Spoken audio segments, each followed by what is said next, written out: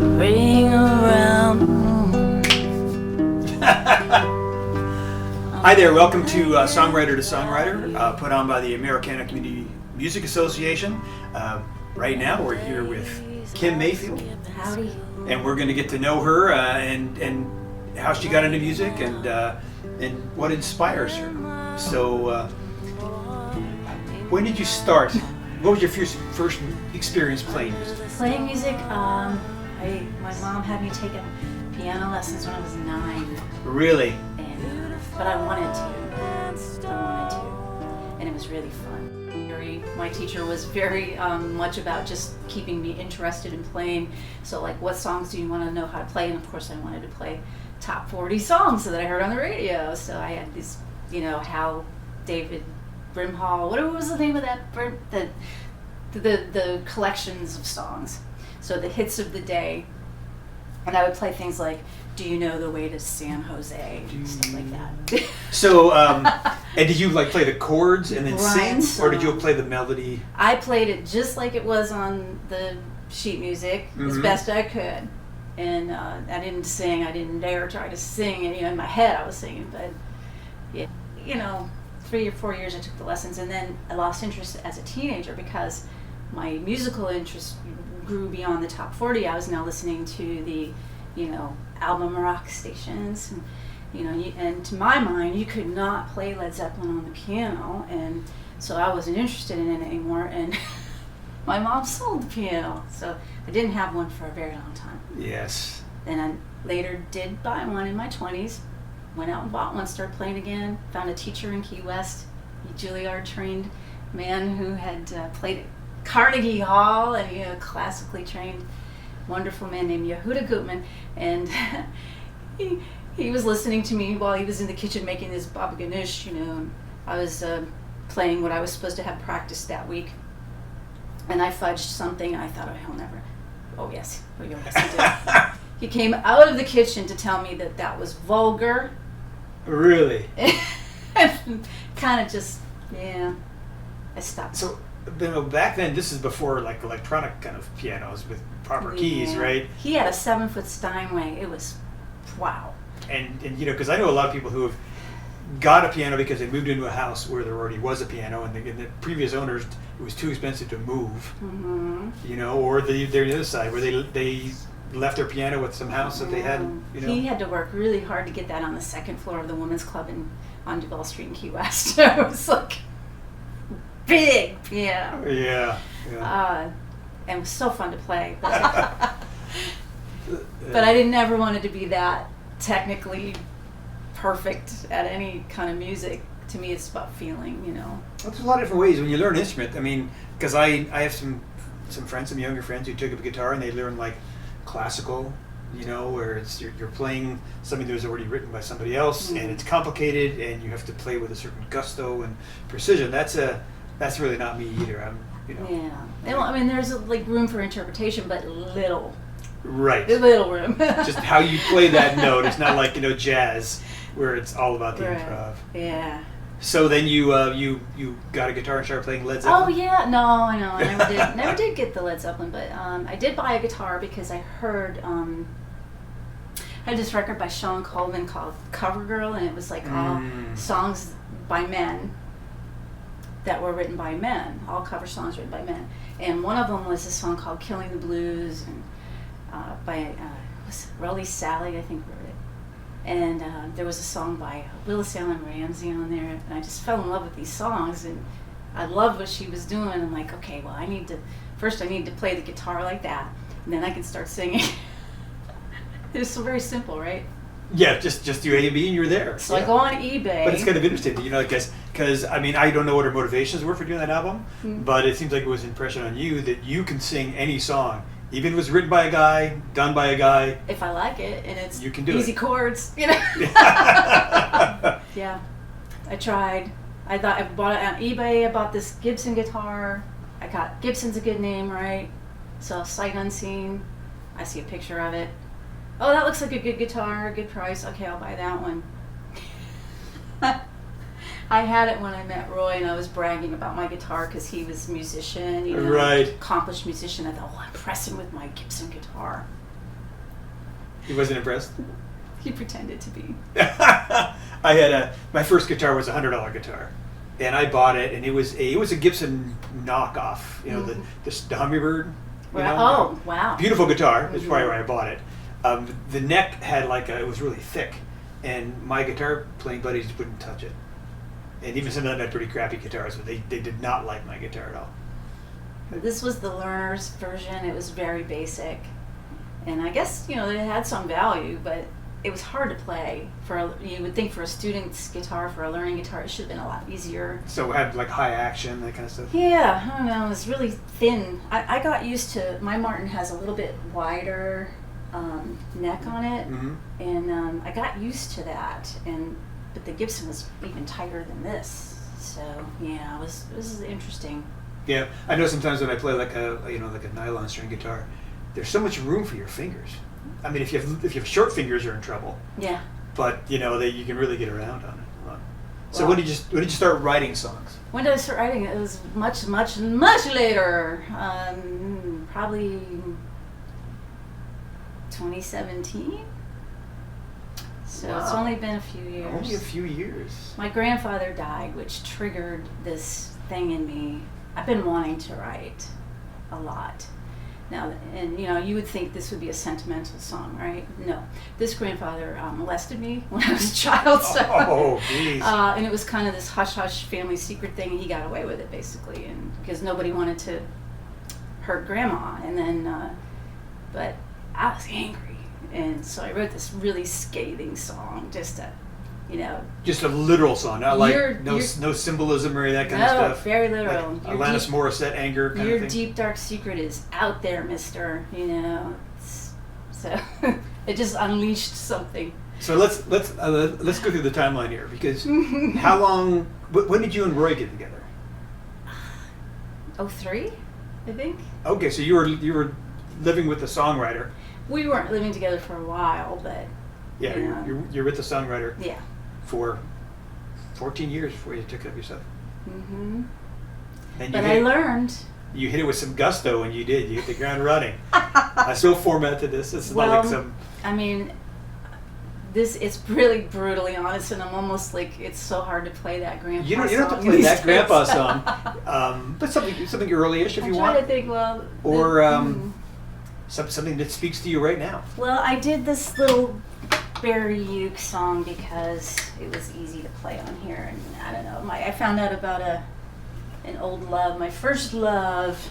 So this is just a regular ukulele, or yes, it's a baritone uke. Okay. So it's basically guitar without these.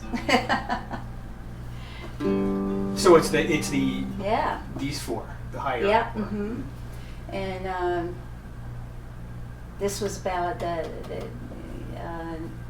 childhood teenage sweetheart. I found out he had passed away, and he was only 50 years old. Oh, I think I've heard this song. It's a really lovely song. Yeah, and I was so pleased. I submitted it to an international songwriting competition, and I didn't expect anything, and it made a semifinalist. It was a semifinalist. That's awesome. So that was another good. So that's how you got the big record contract and the Learjets and the limos and all that. It didn't go past that. Okay. But it made some kind of cut, which was encouraging. And you always play with the ukulele? Yeah, because it's really hard for me to just miss these two strings. I kind of walk up and down this string, and when I try to play it on a guitar, I always end up hitting those. Oh, right, by mistake. So yeah. So I'll just do it here.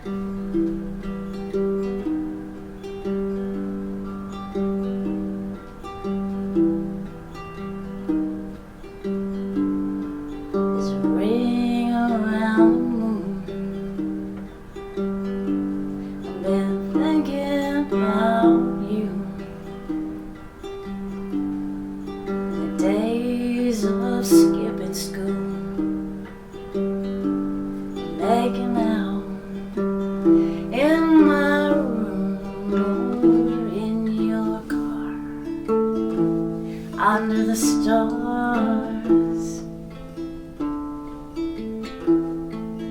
beautiful and stone,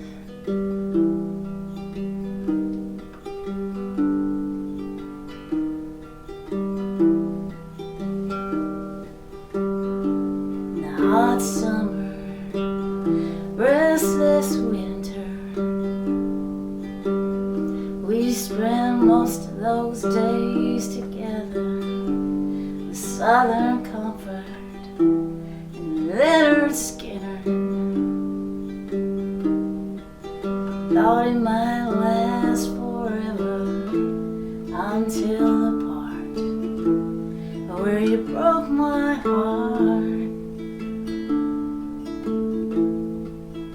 left me alone.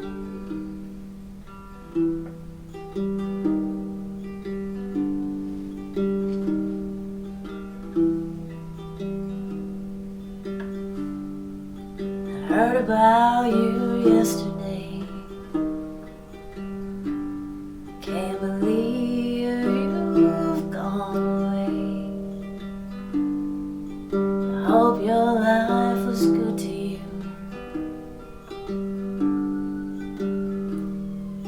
I hope you thought about me too. The days we were young, shining in the sun. So much left undone.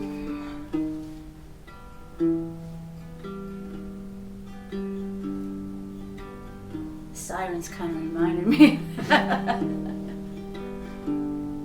There's a ring around the moon. I've been thinking about you.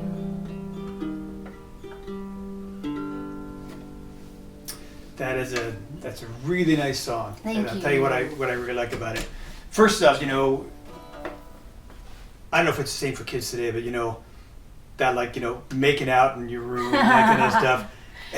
It puts people in a place, most people, in a time of kind of innocence, and that stuff was both exciting and scary, and it was everything, and it's something that you only really have once.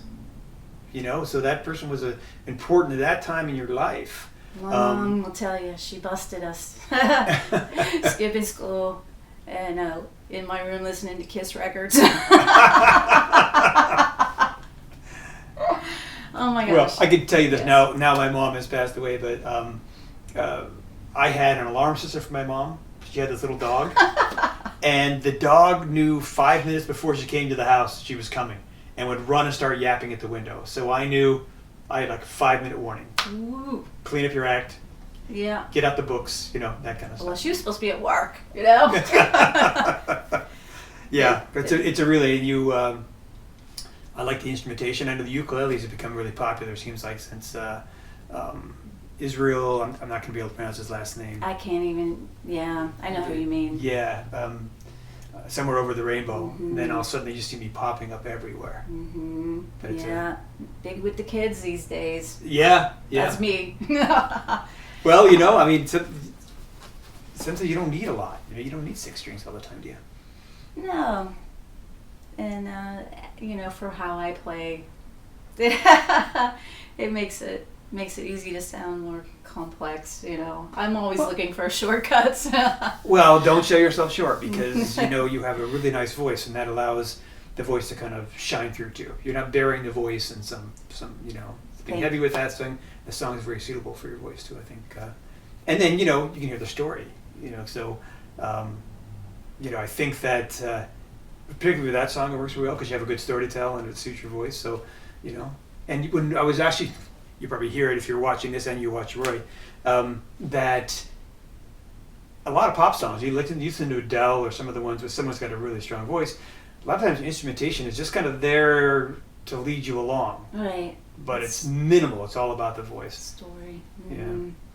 When did you start performing with Roy? Oh, well, back in 2008, I think we started going on the road a little bit, just in the summer. I had this great idea because I just thought he was the most talented guy ever, and he could play the guitar and he could sing, and he was writing these songs, and I was just so in awe of his talent. Like, you need to be playing your songs, not, he was playing like cover songs in the bar. And there's nothing wrong with that, but he wouldn't play his songs. I'm like, your songs are good. So I decided I'm going to book a tour. We're going to go on, just in the summer while his daughter was cared for at her mom's house, right? So it sounded so easy. So we're playing basically coffee shops, anywhere that would have us. And many times... And so you're playing right off that. You're playing guitar and harmonies? I really wasn't at that time, but because if you weren't in the band, you didn't get the free sandwich, you know? And when you're playing for sandwiches, it becomes important, you know, that you get those sandwiches. And because there is no free lunch. There's no free lunch. And so I had to start doing something. And I had my little keyboard at that time. I tried that. And he had showed me some things on the mandolin. And I would just sing a little harmony. And I was terrified, you know. But I would do my best to just, you know, blend in and get my sandwich. So that's where it started. And it just grew. Yeah. Started getting more confident. That's a great story. Because, you know, I mean, I don't know, I've done some pretty silly things for a sandwich, but, you know, that's... Well, we were, you know, in the beginning we had a camper, we were set up, and we had, you know, money we could afford to pay to play, and that's basically what we did. We paid to go camping and have a vacation, and once in a while we get to play for free some coffee shop or something. And then it started to grow because he was good, you know, and I would submit to contests and things, and I encouraged him to get into Kerrville, and he did 3 times, every time he entered. So we would get to go to Kerrville for free, and he'd be on the big stage, and he started growing an audience, and it's just kind of... Yeah. And that's a trick, you know, because I know that... Yeah, when you're in a kind of a small community like this, there's only so far you're going to go, right? Yeah. You know. And you can make, you know, a really good living just playing at the bars here. There's definitely money in it, but it's fun. I'm not saying anything bad about that. I'm just saying that at times when you're writing songs and you don't get you can't find a listening audience for those songs, it kind of sucks something out of your soul, and you know. That's what we were talking about, the ACMA, the Americana Community Music Association. Yes. And that's one of the things that they really do is they get a listening audience. Yes. Because they are about the original music. Because I know when you're playing in bars and restaurants, a lot of times your background, people want something familiar. Mm-hmm. They want the usual, the brown-eyed girl, because they don't know who you are. Right. And you know, they're not trained to listen to original music. But you know, it's not just the ACMA concerts that are put on here. I think they did in the the house concerts and things. Mm-hmm. But it seems like now, because of this, there actually, you know, are some musicians who are playing around and getting that kind of venue. You know, house concerts are great. Yeah. I have to admit, I've never been to a house concert. You haven't? I haven't. No. Well, we have to fix this very soon. Yeah. Alice was throwing them at a drop of a hat. You know, she. And yeah, it's a great idea. It really is a great idea. Yeah. I think it's a particularly good way to reopen with COVID. You don't want to go sit maybe with hundreds of people. But you can invite people to your house concert. You can choose. Yeah. Yeah. Were you involved in the ACMA from the beginning? We were, because my mom and Alice and Cindy and Nita were all friends. Oh. And they wanted to do this thing, and the rest is history. The rest is history. And I think Roy kind of inspired them a little bit. We met Alice at a festival up at Riverhawk, I think it was. And she was Roy's first house concert. Oh, nice. Yeah. Nice. So they go back. They go back. And they saw a need for listening rooms. Nita had the Sweet Bean at that time. And that was really the only thing in town where you could hear original. I think I found that on the internet, and I went there, and it was like a bank or something. It closed down, and yeah. It was at one place originally when she took it over, and then she moved it to a bigger space, and that, you know, it was harder, I think, to get that intimate feel in that. It was like a big lobby space, but it still was working. And then I guess she just wasn't getting enough traffic or something. Yeah, you know, it's I guess even if you have the will, sometimes, you know, eventually, you have to be able to afford to give it enough time. Because like probably the same thing that a musician goes through, a restaurant will go through. The people will see it, and a lot of people don't want to go to a restaurant that they don't have any information on. So it takes a while to build up the clientele and do that. But she had some touring people in there. We saw Paul Sproul there. He was pretty cool. And there was this duo from Colorado. Sorry, I can't remember their name. Sometimes I don't remember. But she played cello. It was really different. It was very good. So yeah, stuff we would never have seen in Fort Myers. You go out here and you hear Jimmy Buffett songs and stuff. A lot of Jimmy Buffett. Well, yeah, you walk down.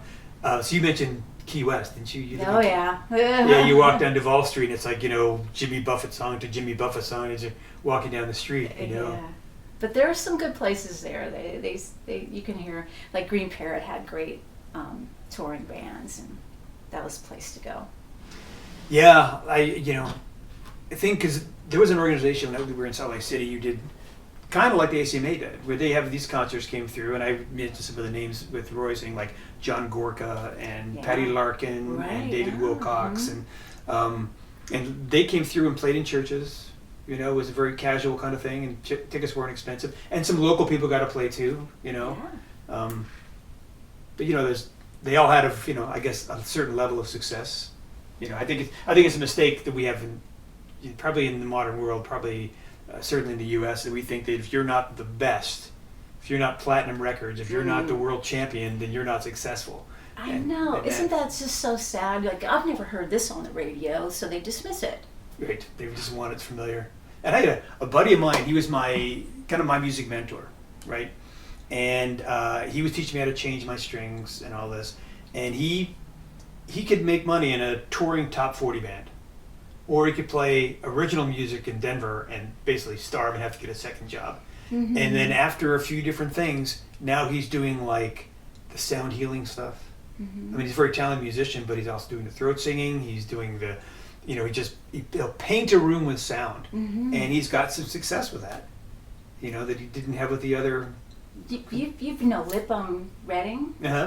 He's very versatile like that. He'll do yoga classes. He does, he can do different things for different occasions, but it's all coming from the heart, it's all coming from him. So he's found a way.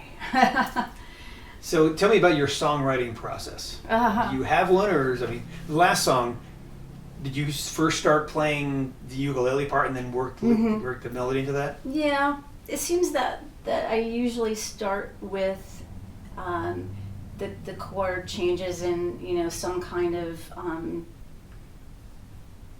like a rhythm and so technical. I hear it in my head, I hear something, and then I start working on the lyrics to it. And Roy's been a great influence for me that way. And even though we're completely different styles, he really hammered it into me about the importance of the rhythm of the words. And I try to do that. Maybe it's not always successful, but I probably have more space than he does. Because your songs are a little more, lighter? Well, more space, like I'm not afraid to leave pauses in the lyric, but he's pretty much fills it, and sometimes I don't know. Well, because the words have to be right. The words have to ring true. When I read the lyrics just by themselves, that has to be self-explanatory right there. This is all kind of newish to me. I mean, we're not very many years into this. But I'll tell you, almost every songwriter you talk to, and it's kind of one of those questions, what's your process? Probably every song is a different process. Sometimes you hear a melody. One time I had a melody that I liked, and I didn't know what the chords were to kind of match with it, so I sung into a guitar tuner. Yeah. And I kind of went from there. That's a great idea. So there you go. There's a tip. Because occasionally I do have this little recorder on my phone, and I'll have something in my head, like I'm driving in the car, and I get this little thing in my head, and ooh, I like that. So I'll just sing that, make up weird words. Just because you hear the melody. I always think of yesterday and scrambled eggs, You know that story, right?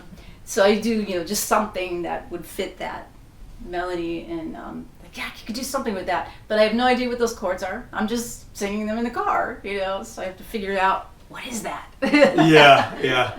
And it's not always, you don't always necessarily want to follow the chords with the melody, but, it's not a bad place to start. Yeah. They'll just, where to start. That's it. So what are you going to play for us next? Oh, I have no idea. Okay. You can play, I know you have your Buddha baby song. That's a nice one. Oh, yeah, I'm going to do something else. Whatever you want. This one came actually before COVID, and I was so pleased with it because I thought it was like ironic and kind of funny and snarky. But then I love snarky. And then COVID came in, and then it just didn't seem appropriate anymore because it's called "Dying is a Bad Habit."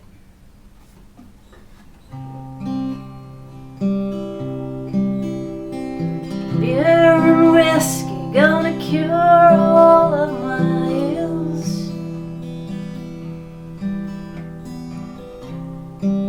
Not to mention those little white pills. Think I'll light another cigarette.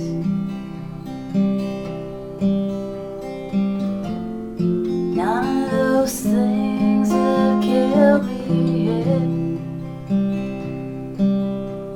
I smoke, I toke, I drink, I have no shame. It's no one's life but mine, and no one else to blame. Some might call it a death wish, but not me. I'm searching for the secret to my longevity. 'Cause dying is a bad habit. You'd be surprised how many people have it. Hallelujah, I'm alive and feeling free. Hope it won't be the death of me. 'Cause dying is a bad habit.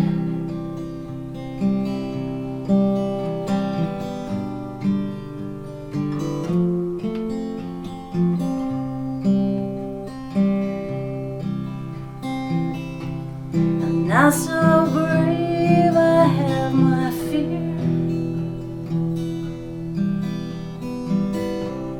I try to let go of it while I'm here. This fear of dying won't serve me well,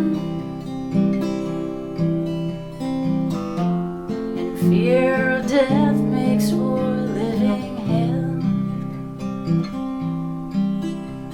And fear is a bad habit. You'd be surprised how many people have it. Hallelujah, I'm alive and feeling free. Hope it won't be the death of me. 'Cause dying is a bad habit.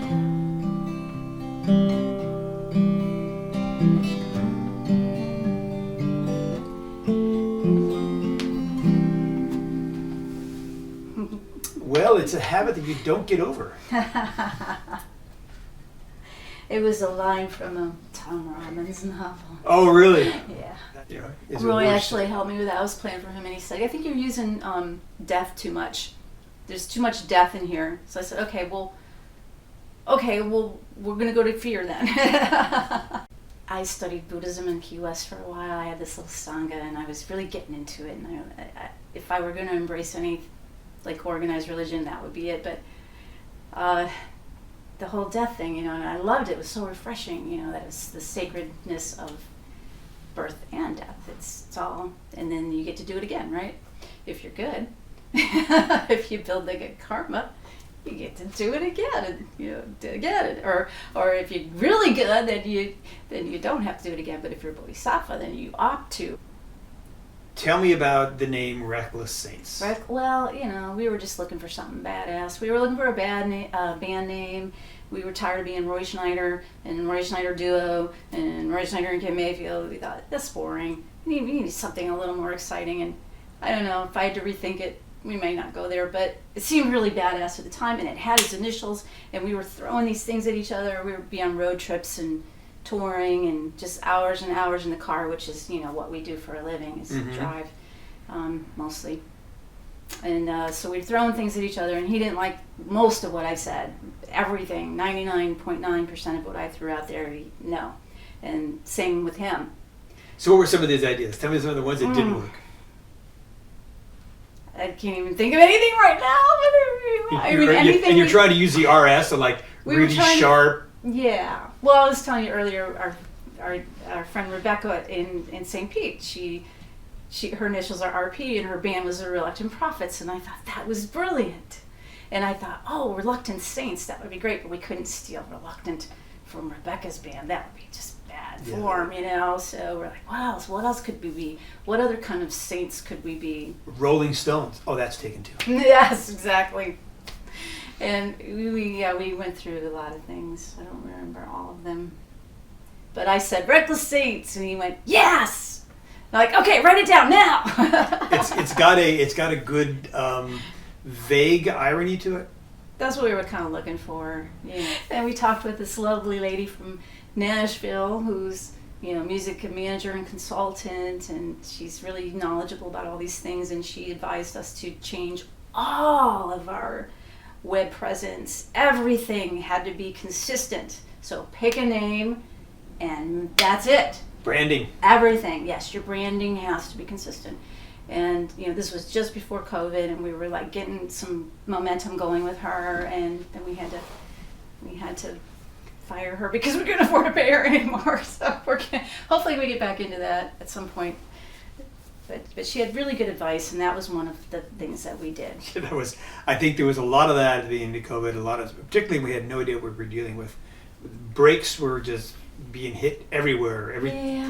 So many things that were moving. It just right now, boom! This is it. Because you guys seem to have a rhythm. Then you were like, you'd be here in the winter when it's busy, and then you tour in the summer when it's busy other places. We tried to be home when we could work here and make money here and holidays and all that, and get out of town when the hurricanes are coming and go somewhere else.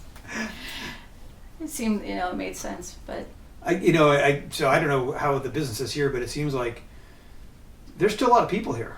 I mean, this should be the slow time of year, but I assume they're all in bars and restaurants. And we're playing a lot of these local places, and one of them is Cape Coral, the Boathouse. And they are just slammed. Yeah. Night after night. And I'm like, where does people coming from? And the staff's even like confounded by it. They said, I guess people are just... Which is something else we should talk about. Tell me about Feed Florida. Feed Florida. I thought that was an excellent idea. I can't take credit for it, but I know our good friend Bob Schmucker up in Roanoke, he runs the 3rd Street coffee house there. And they started doing this like way back at the beginning when they shut down shows. They started doing these live streams, but people were doing them from their house, and to benefit the food bank there in Virginia. And so I guess the board, the ACMA board, got together and they were talking with Bob, and they decided, well, why don't we try this? And I was honored that they asked me, would you want to do this? And I'm like, hell yeah. And originally we were thinking, that people could live stream from their house, like I would just introduce, and I thought, well, that's going to be really hard to gel. If I'm going live here and then I don't go live and then they go live here, it's like, the problems that we had. You lose a kind of intimacy too. And there were, technical issues I noticed with some of the ACMA shows when you had somebody opening here and then somebody, like Bob Williams, they had to do from different locations. Yeah, it was challenging, and I thought, well, we're lucky that we have this really great group of members right here in this community. Maybe I can convince them to come to our house. And you have managed to do that. You've had quite the parade of people coming to your house. So every Monday now we have somebody at our door, and our dogs go crazy for a little while, and that calms down, and we get set up and we have a really fun time, and it's been so fun for me. I appreciate that because when I played at the house, you're like in the room and they're sitting on the sofa with the dogs, and it's really very intimate, very very convivial. Try to make it relaxed, casual. And they're raising money for a good cause for the Harry Chapin Food Bank. You did great, yes. Well, I coerced a lot of people into giving money, but so how much have you raised so far? You have a total? I need to add it up. Bill Metz was there last night, and he did really well, but I messed up because we had some wonky thing happen. I have no idea. You were talking about the Euro nightclub. It was horrible, and I had no idea. I'm just like singing my heart out, and Roy's like, yeah, so you had to turn off your microphone, right? Is that what you did? Yeah, we just went right back to the phone. Yeah. I had an Ethernet adapter for my iPhone, so that's what we started with. We went right back to that, and it was perfect. Well, it'd be nice to get back to the kind of performances where a technical issue is breaking a string. Yes. Or, a noisy microphone, that kind of thing. But it's a great thing you're doing. Harry Chapin's a great organization. They really can stretch the money. And if you're watching this, I don't know when this will actually be out there, but if Feed 4 is still going on Mondays at 9:00 Eastern Time, it's worth tuning in and I'm going to guess we're close to 5,000, if not over. Yeah. And how long are you going to go for? Well, we're scheduled through the end of August, and then we're just going to play it by ear, possibly, do it once a month after that if it's still really strong support for it. But we are kind of, relying on the artists to bring in new blood because we get the same audience, and we can ask them every week, but we can't ask them to keep every week every week. So I'm hoping that people will bring in their friends and relatives from far away. Well, I appreciate it. I've watched some of them, but some of them I wanted to watch and I haven't really gone back just because sometimes that Monday, the Monday at 9 doesn't really always work for us. I know it's not the best, but I figured there's very little competition Monday night at 9:00. So and watching it is really easy because at 9:00 instead of watching a show on TV, you're done with your dinner or whatever else. You watch the concert. Yeah. So you have the song for us?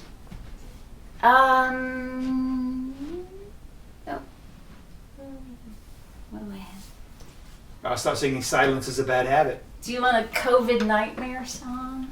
Sure, why not? All right. Because this is one that you wrote apparently during COVID when you yes. had more time at home and that kind of thing, right? High anxiety and just like, when is this going to end? What's happening? Yes. So, sorry. What stage of COVID was this? Like, just into it when because first people went in we don't know what it is. We're going to hunker down. Then people went into kind of an active phase, and a lot of people that just wanted to get the heck out of house phase. Yeah. It was pretty well into it, I think, but no end in sight, and just like that limbo, what is happening to the world? What is this? How this is the new normal? What's happening? I don't know. We weren't vaccinated yet. It was before all of that, and we were waiting for our age group to come up. And so you're vaccinated now. I know we are. Yes. As soon as we could, man. I was on there. Book it. My sister, she has 2 grandkids in the same town she's in, and Monday is her day to have the kids, and then she couldn't do it for months. And they're at the age when they change every year. When she went in and got her second vaccine shot, she burst into tears. It was so emotional for her because she could see the light at the end of the tunnel. Yeah. That second one hit me hard, though. The next day I was pretty well laid up, but I was like, okay, that's all right. This is my body doing what it's supposed to do. Right. It's a sign that it's working. Yeah. And a lot of people say they don't want to get it because it makes them sick, but that's part of the immune system kicking in. Yeah, I know. I can't go into science because I don't. But this was just coming from basically despair and having really horrible dreams. I'm sorry. It's a bummer song. Is that why you're laughing so much?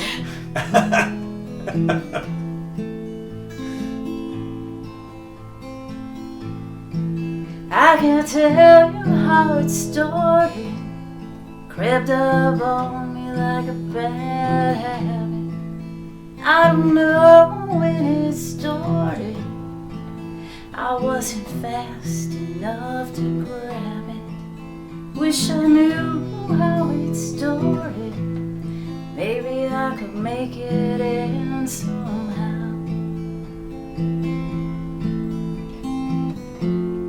My body is wired and my smile is fake.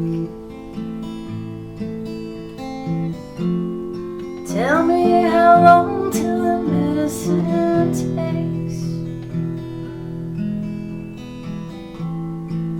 I don't know how it started.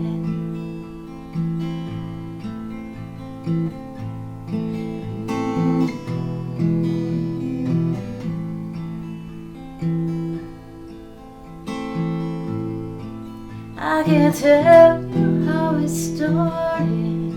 Came on in without a warning. I don't know when it started. Still hanging around this morning. Wish I knew how it started. Maybe I could end it all somehow.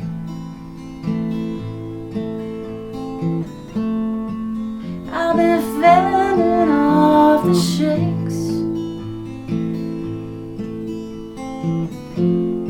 Wonder how long till the medicine takes. I don't know how it started.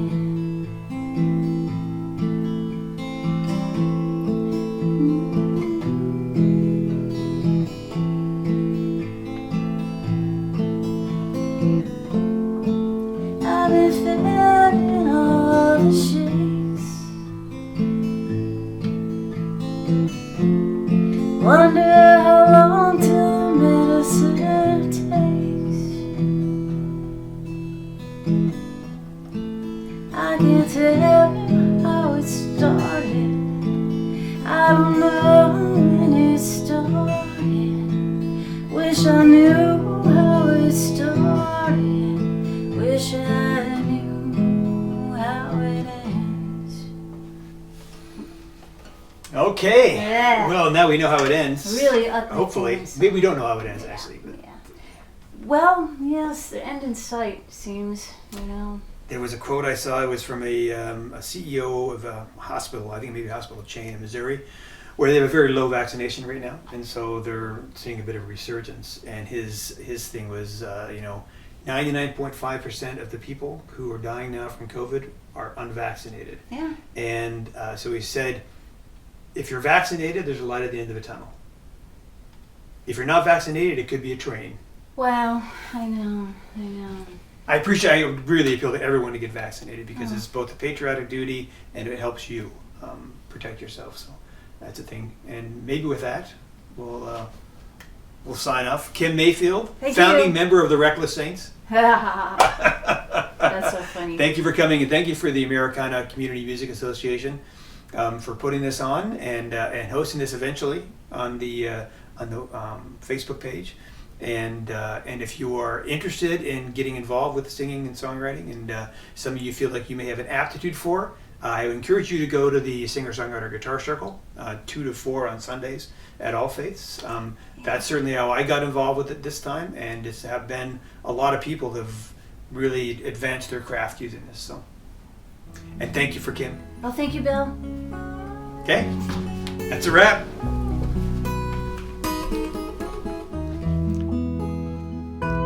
I was in quarantine when I heard the news on my computer screen that there was no more you, it came over me.